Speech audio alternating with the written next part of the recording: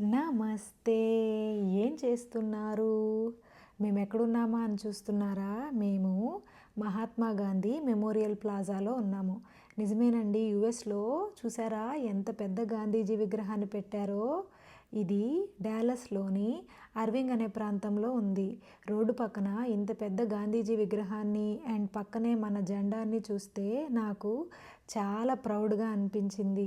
ఈ అర్వింగ్ ప్రాంతంలో మన తెలుగు వాళ్ళు చాలా ఎక్కువ. మన డామినేషను ఇక్కడ చాలా ఉంటుంది. ఎటు చూసినా తెలుగు మాట్లాడుతూ తిరుగుతుంటారు. ఈ ప్రాంతంలో ఈ గాంధీజీ విగ్రహాన్ని పెట్టడానికి ఎవరెవరు ముందుకొచ్చారు? గాంధీజీ ఇండియాలో ఫ్రీడమ్ కోసం ఏమేం చేశారు? ఆయన జీవిత చరిత్ర గురించి కొన్ని ముఖ్యమైన విషయాలు ఇక్కడ రాసి ఉన్నాయన్నమాట.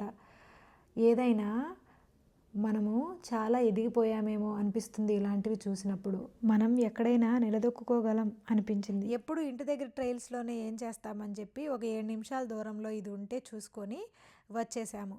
ట్రైల్స్ అంటే ఏం లేదండి. మనము వాకింగ్ చేయడానికి ప్రత్యేకంగా యూఎస్‌లో ట్రాక్స్ ఉంటాయన్నమాట. ఇవి ప్రతి ఏరియాలోనూ ఉంటాయి. ఈ ట్రాక్స్ కేవలం వాకింగ్ కోసమే. అందరూ వచ్చి చక్కగా వాకింగ్ చేసుకుంటారనమాట. అంతే. ఇలా వచ్చేసి ఇక్కడ సరస్సులో బాతులున్నాయి. డక్స్ ఎంత పెద్ద పెద్దగా ఉన్నాయో. సందిగ్ధంతో నెమ్మదిగా వెళ్ళాను దగ్గరికి. అందరు మధ్యలో నుంచి నడిచేస్తున్నారు. అవి ఏమీ అనట్లేదు. ఇంకా పిల్లలు ఆడుకోవడానికి కూడా ఇక్కడ స్లైడ్స్, స్వింగ్స్ ఉన్నాయి. పాపాయిని అక్కడ ఆడించాం కాసేపు.